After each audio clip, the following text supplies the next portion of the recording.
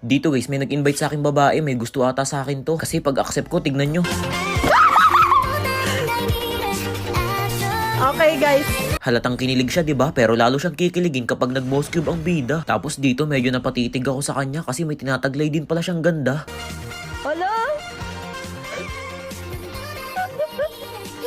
Hala guys.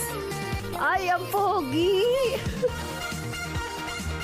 Bagay kayo ni Chick. Totoo ba? Bagay kami ni Chick, guys. Nang magsimula na ang laban, turtle agad ang aking pinuntahan. Inaantay ko kasing lumabas sa lupa yung yin dyan guys. Tingnan nyo kung paano ko tuburahin. Balak niya pa nga akong takasan, ngunit hindi na nakarating sa kanyang paroroonan. Kita nyo sa ate girl sanib ng sanib kahit walang kalaban. Kaya ayoko nang kasamang Angela user guys kasi ganito ang ginagawa. Medyo malala. Kahit nga nakuha ko na yung turtle, nakapatong pa rin siya at hindi bumababa. Nang magkaroon dito ng malaking digmaan, gulat na gulat yung mga kalaban kasi bigla-bigla na lang ako sumusulpot sa damuhan. Pumitas lang ako ng isa sabay atras na. O baka sabihin nyo kay Esa ko alangan namang patakasin ko pa, diba? Umikot pa ako dyan para lahat sila ay ubusin. Nang magawa ko na, niyaya ko na ang aking kasama. Sabi ko, tara, balik sa linya. Tapos dito, sinabihan ko sa ate girl. Sabi ko sa kanya, sa akin ka lang patong ha.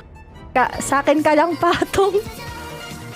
Magmi-minions lang sana ako dito pero hindi ko akalain yung Aurora biglang mag-yelo. Makakatakbo pa sana pero perinikilan ko na. Hindi na nagtagal at agad ding nabura. Kaso nga lang guys, itong Yin bigla akong kinulong. Hindi man lang sumanib kung kailan kailangan ko ng tulong. Di ko lubos matanggap yung ginawa sa akin ng Yin na yun guys. Kaya pagkabuhay ko siya agad ang aking tatargetin. Pansinin niyo yung mapa, nakita ko yung Yin hindi siya mapitas-pitas ng aking mga kasama. Subalit lagunos sa akin yan kapag ito ay tumama. Ang kaso nasa pool siya, paalam talaga. After nun, sinenyasan ko na ang aking mga kakampi. Sabi ko Lord na lang. Kapag kumontes sila, ako na ang bahala. Cooldown pa kasi yung ulti ko yan guys, pero kung hindi, papasukin ko talaga sila kahit mag-isa. Habang tumatagal, nararamdaman ko silang papalapit na sa amin, kaya hindi na ako nagdalawang isip para sibatin. Pagkakita nila sa akin, nagsipag-prickle agad sila palayo, kaya killing spree lang ang nakuha ko. After nun, sa blue bluff nila ako dumiretso. Panoorin nyo to, matatawa kayo. Akala ko ako'y nagpa-farm lang, pero ba't ganun, biglang may napas lang. Heto nga pala yung dahilan guys kung bakit kami nanalo. Walang iba kundi dahil sa pagpasok ko. Ayan guys, tinangki ko yung 5 upang maka-preheat ang aking mga kasama. Halos mag-atrasan nga sila dyan guys, nung nandito na ako. Isipin nyo hanggang sa base hinabol ko.